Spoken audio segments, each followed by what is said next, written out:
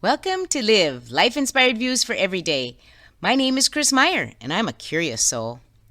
There's an old African folk tale that tells of a proud father, Tor, who vowed to teach his son Muka the wisdom he learned from his parents.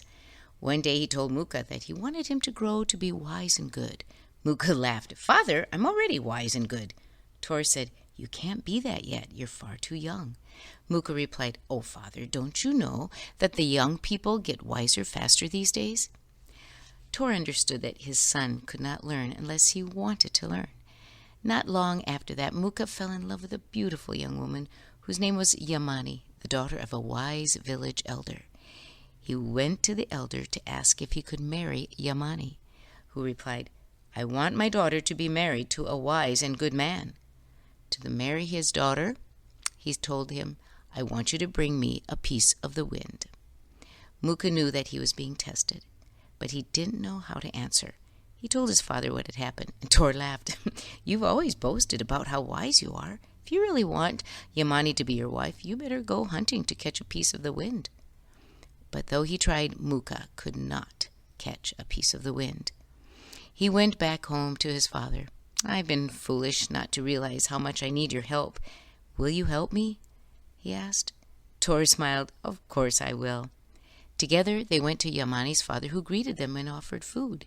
But Muka's father asked only for a glass of water, which he studied for a long time. At last he said, "Forgive me, my friend, but why have you given me water that has not been ground and sifted?" "Where do you grind and sift water?" asked Yamani's father.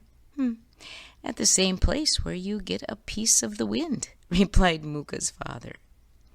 Yamani's father smiled and said, "When I told your son to bring me a piece of the wind, I knew he could not do it. But now I see that he is a wise young man who has the wisdom to ask his father for help. A man who honors his father and mother will honor his wife." This wise old folk tale reminds me of this question: whose stories get remembered? Are they the stories like this folk tale that are told over and over, or stories from the people who have the loudest voice, or from the most powerful people? Or are they stories that carry the most emotion? Whose stories get remembered? Which stories are important to you? What stories of your family have been passed on over the years? Are you passing them on as well? Are you helping pass on generational wisdom? Ask yourself, who in your family is the storyteller? If you ask my siblings, you probably find the same answer. Our Grandma Mirwold and our dad were our family storytellers. They passed on the stories of our families, and we've told them over and over, just as they told them over and over to us.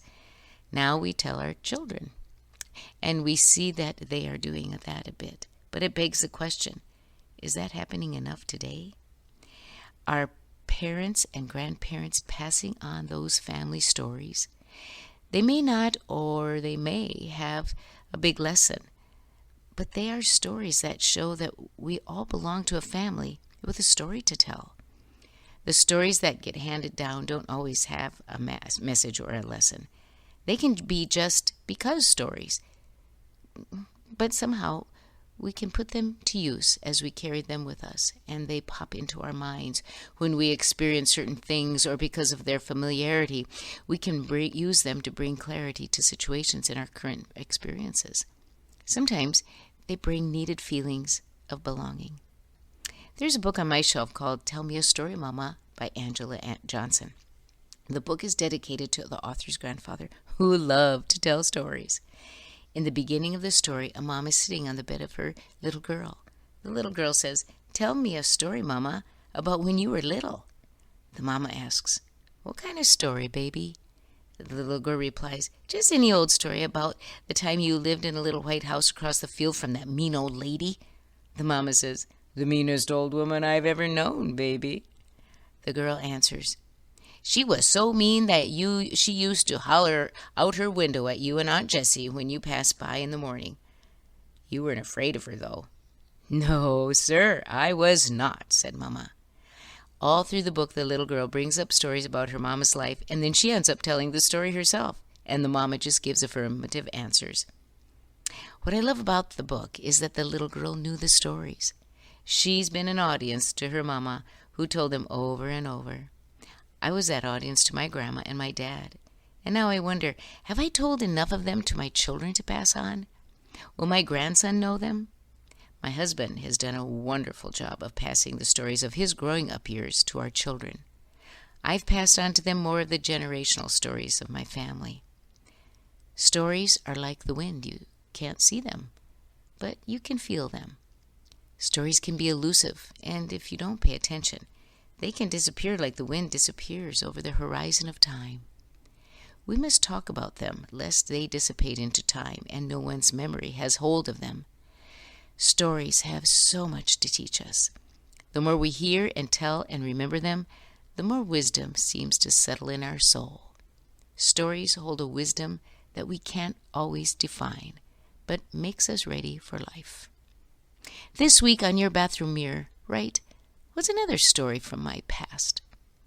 And then think about it all day, put it to words, and pass it on. Join me next Monday for Live, Life-Inspired Views for Every Day. I'm Chris Meyer, and I'm a curious soul.